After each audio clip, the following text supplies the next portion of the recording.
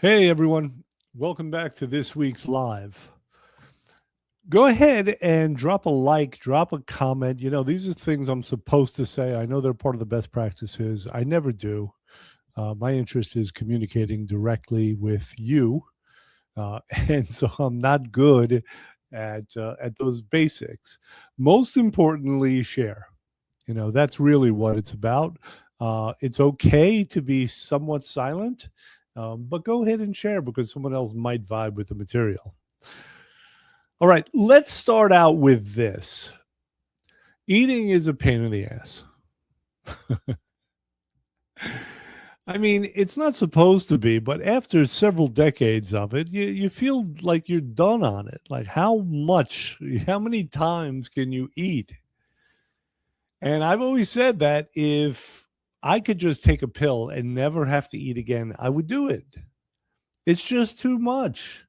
After decades of it, the preparing and the shopping for it and the cleaning up afterwards and the decision fatigue and all of it, it's really a lot when you think about it. I know that there are some people like, what are you talking about? Eating is the greatest thing ever. And there is that aspect. I think really the way most of us probably feel is that if eating is easy and delicious and hopefully it doesn't carry with it too many consequences like weight and expense and all of that, then eating is the greatest thing ever. So we love to eat, frankly. We're from an eating culture. We're not really from a food culture in the same way they are in Europe, but we're definitely from an eating culture. We like to scarf. I feel like in Europe, it's more about the quality and they don't compromise and they're obsessed. They're training truffle pigs and and if you've ever heard of Iberico ham, I mean, it's this special ham that they have these special hogs that they raise under these special trees, eating the acorns from those trees. I mean, they're obsessed. We're more obsessed with eating. And in particular, we love eating out. Why do we love eating out? Eating out, it ticks all the boxes for us, right? It takes this thing that we sort of have to do that some part of us would rather not, like eating, and it takes away a lot of the surrounding issues around it. We don't have to prepare the food. We don't have to clean up afterwards. It's going to be better for the most part than what we can make. Not necessarily. And it's certainly probably not going to be better for us. So eating ticks all the boxes, but it's treacherous. I'm not going to tell you to stop eating out. I mean, again, after several decades, there are people who that's mostly what they do. They don't want to deal with the nonsense. So the goal is not to stop eating out. What I want to do today is to help you enjoy it without it derailing everything that you've worked for. So why is it treacherous? I mean, here's the thing that nobody really talks about. When you sit down at a restaurant, you and the restaurant are not really on the same team. You have different goals. I mean, it might sound harsh, but it's true. You're trying for the most part to stay healthy. I mean, at least it's somewhere in the back of your mind that you're supposed to, right? You certainly want to live a long time without a lot of infirmity. So whatever your goal is, losing weight or maintaining or just not ending up in an early grave, the restaurant really doesn't care because their goals are to give you a great experience and to make a profit. And that's it. And neither of those goals have anything to do with your health. And in fact, I feel like they're usually in opposition to your health and to the things that you want. So a great experience at a restaurant, it usually means food that's rich, food that is hard to stop eating, and food that's cheap to make for them, but they can make a nice margin on. And this brings us to some of the biggest landmines. Because generally, when you go out to eat, when you're eating dinner, there's bread on the table before you even order. That's part of the experience. It's cheap for them, right? and it gets you started. It gets that hunger going and the desire to drink something with it. And that's the next potential problem. There's alcohol. And of course, that lowers your inhibitions, which we love to do, right? Again, we're so inundated in our lives with different stressors and things we're supposed to not say or do. We have a couple of drinks, we don't care so much. We get loose. And then also at restaurants, and probably the number one culprit at restaurant, are seed oils. We'll come back to the seed oils, right? We're just kind of listing what the barriers are and where you in the restaurant, if you're in your right mind, would butt heads over. There's, of course, sodium. A lot of the food is high in sodium, and there's some legitimate debate about sodium, about how bad it is for you. But we can, for the most part, agree that table salt is not good for you, right? It's certainly not as good for you as a good sea salt because they strip out all the nutrients. It's heavily processed. And often they put in anti-caking agents, right? And that's very different than something like sea salt, which is, dried out in the sun and, and has 80 minerals that you desperately need. They kill all of that in the processing of it. And of course, there's sugar. Very often restaurants marinate their meats. Meats get marinated in it. Sauces are loaded with it. And of course, dessert, they push their dessert hard because that's how you and them want to finish the meal. More profitable for them, more happiness for you, at least in terms of the experience, right? And of course, we have this thing where we like to complete it. We like to put an exclamation point right at the end of that meal. So we love eating out. But the truth is that unless you go with some discipline, unless you have a plan, you're not in control of the situation. And you're playing a game with different rules than the restaurant is playing and with a different intention. So the big question is, how can we do it? How can we have it all? How can we go out and get a great experience without paying all the prices for it? And let's dig right into it. Okay, rule number 1, don't arrive to the restaurant starving. Now, this is a very important rule for several reasons, and it has to do with, there are kind of two parts to it, right? One is if you're on the detox portion of our program, which many of you listening either are or have been. And then there's obviously regular life. So the good news is that the rule is essentially the same for both, for similar reasons, right? But not exactly the same. So do not arrive starving. Now, if you show up starving, the problem is the first thing that's going to happen is they're going to put bread on the table, often warm bread with butter or good olive oil to dip it in. The olive oil is not always so good, right? Often it has seed oils in it. They don't tell you about that.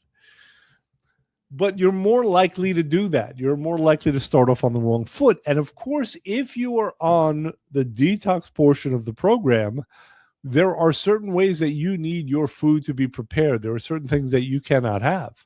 So you obviously have to tell the waiter what your needs are.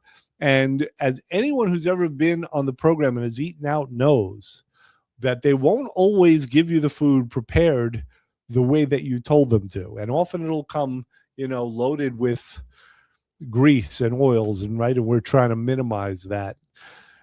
And if you're starving, you're not going to send it back. And you need to be prepared to send it back if you want to be able to eat while staying on the detox portion of the program.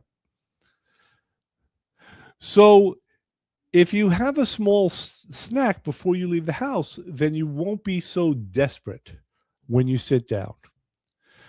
And it'll be easier to push that bread away from you. That's a good thing to do. Or better yet, tell your server not to bring it at all. You don't necessarily need that bread. And God knows that many of us are of a mind that, well, if we're going to have one, we might as well have several. We might as well have the whole bread basket and then ask them to fill it up again. All right. Rule number 2, if you're drinking, choose a low sugar alcohol and nurse it. Spirits like vodka, Tito's vodka is a good example, gin, tequila, whiskey, they are essentially sugar-free. They're low in sugar. They turn into sugar in your body. Um, Dry wines are much better than sweet wines. If you want something sparkling, you could have a Brut or an extra Brut champagne, which is better than something like a Prosecco. But also watch your mixers. Try to do soda water or squeeze in some fresh citrus instead of juice or syrup. What you want to avoid are the sweet cocktails. Don't start out with the margaritas, the daiquiris, the pina coladas. Obviously, if you are at a Mexican restaurant, then you're going to want that more. And if carbs are a concern for you, you don't want beer as well. And carbs are generally a concern, right? At this point, most of us are concerned about carbs and sugars. Okay, rule number 3, minimize appetizers. Depending on where you're eating, appetizers are often loaded with carbs or they're fried or both.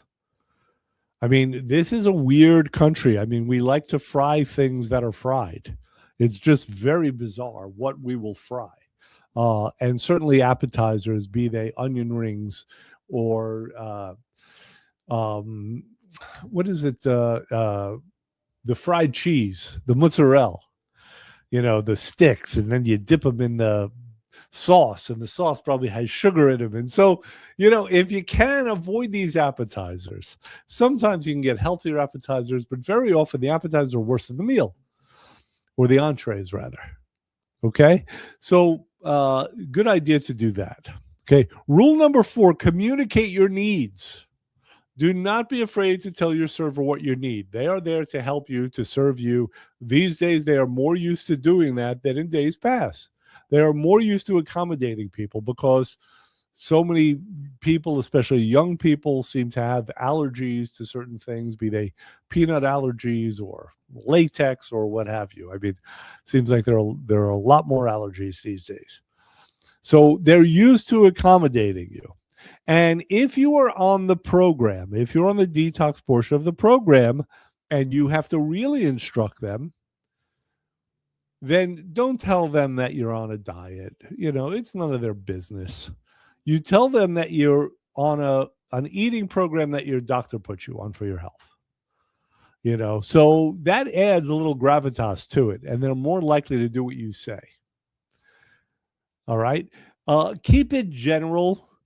But mentioning the doctor tends to have them make it more seriously. If nothing else, they might be worried about litigation. If they bring you something, they don't know what's going on for you. You could be deathly allergic to something. And if they bring you something and you, God forbid, have anaphylaxis, they could be liable. And this also connects back to rule 1, as we said before. If you're starving and the food comes out wrong, that's a problem. This happens. You order something one way, it shows up cooked in another way.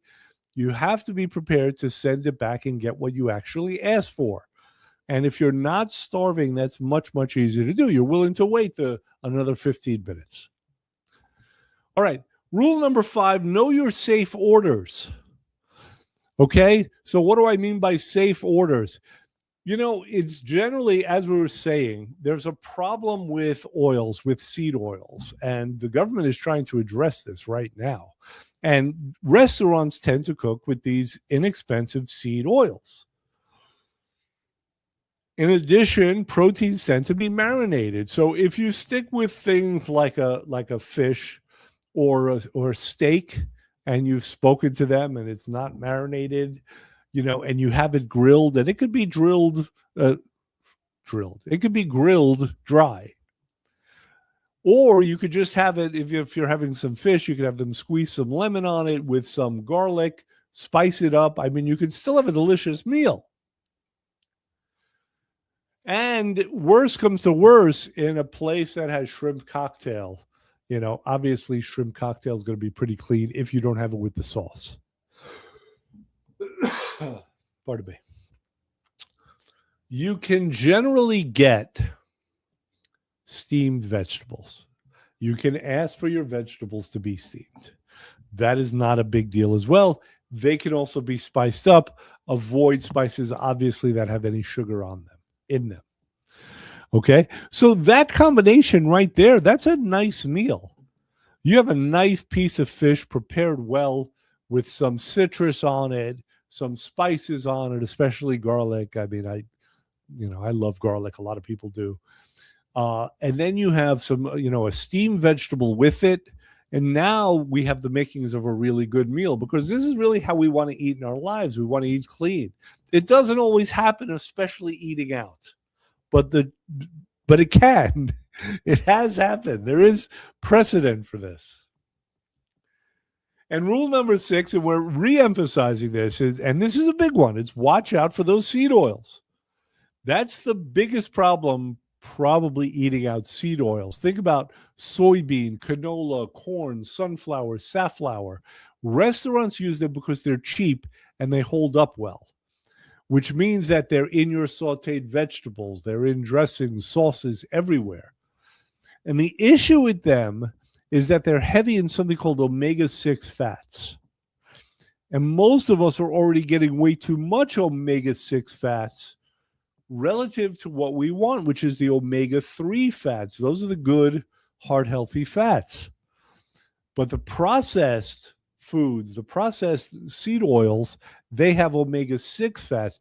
These are problematic, and they're processed with heat and chemicals to extract them, to refine them. And that's a real difference, a 180-degree difference from a good cold press olive oil that has heart healthy polyphenols. And that's really what we want. And by the way, the oil that they're using to fry things with is often sitting in the fryer all day, getting reused and reheated. It breaks it down even further. It makes it worse for you. All right. I mean, you might as well ask them for a coronary bypass when they serve the food cooked in that stuff. So it is possible to ask for your food cooked dry. That's a thing. Or ask them if they'll use olive oil or butter. Now, butter is somewhat problematic, right? Butter is sort of the one food that you really want to be organic. And you're probably not going to get organic butter in a restaurant, but you can give it a shot, okay? Lastly, or actually second to lastly, handle desserts strategically. Let's be honest, dessert is dessert. If you can't get fresh fruit, you're probably deciding between having it or not. And if you do want it, what should you do? Well, split it with someone at the table. Get the taste, get the experience of sharing it with someone you care about. And that's an easy way with cutting it in half without feeling deprived. And by the way, many of the things that I'm saying here is also going to save you a lot of money. Now, for most people, that's an issue. There are some people for whom it's not at all. It's not a consideration. That's a blessing. But for the rest of us, that's a concern. And most of the things I'm saying here, like, try to, bypass having the appetizers and split the desserts and, and take it easy on the alcohol. This is going to save you a lot of money going out as well. So watch the extras also. If you're going to get dessert, if you decide you want the cake, you don't necessarily, need the cream on top of it, the whipped cream. And you don't necessarily need to have ice cream on top of it, or ice cream and whipped cream, right? Have the cake. The cake is probably good enough. You don't want to roll out of there. You want to feel good after your meal when you go home. I once had an experience. I went out to eat with some friends, and we went to kind of this southern themed place, and they ate like animals. It was really disgusting. You could have strapped a feed bag on them. And normally I probably would have joined them and eaten everything. And you know what they have at, those kind of the southern places, right? I mean, a lot of the food is just, it's really like oil with stuff. It's not even like the oil is used to cook the stuff. The oil is the feature, essentially. So they were just pigging out, eating everything. And I asked for, I think I got a chicken breast, cooked plain, and some steamed vegetables or something like that. And what I really enjoyed about it afterwards is that I was able to breathe. These guys looked like they were dying. So handle that dessert strategically. I went off on a bit of a tangent. All right, split it. That's probably the best thing that you could do. Split it. Don't put the other things on top. Maybe have a little coffee. All right, and you'll be good. Okay, now I have a couple of bonus tips here. So order first if you can before everyone else at the table, because it's easy to get pulled into ordering whatever else your friends order. Right? That's a real insider trick. That's some inside baseball right there. Ask for sauces and dressings on the side always. This way you get to control it. And treat the chip basket the same way you treat the bread basket. The same rules apply. So listen, I know I started out saying that if I could, I would opt to never eat again. If I could survive that way, I would do that for the rest of my life. I don't have to eat. It's a waste of time and energy and money and bother and fatigue and all of that. Having said that, I am like everyone else. I love eating out. I don't want to eat at all, but if I have to, I want it to be easy, quick, delicious, and easy, quick, and delicious tends to be fattening. And that's just the bottom line. So it is a pleasure in life, just like walking barefoot in the sand is. And no one's asking you to be miserable when you're out at a restaurant, picking like dry chicken when everyone else is enjoying their meal that has stuff slathered on it. The idea here isn't restriction. The idea is awareness and choice and agency. Know what you're up against. Walk in with a plan. Enjoy the company that you're with. I feel like often it's more about the food than it is about the camaraderie. And so if you enjoy the company that you're with, you enjoy the environment, you're sort of fed in a different way. Enjoy the experience. Walk out feeling good about the choices that you made and walk out feeling physically good as well. All right. So listen, that's it for this week. If you have anything to add to this conversation, please do it. Put down a like. Like I said, share this with somebody. I think this is really good data. You don't get this anywhere else. And if you execute on it, it's like everything else. If you think about it, there will be a certain amount of benefit. If you execute on it, there will be infinitely more. All right. That's it for this week. Have a good one.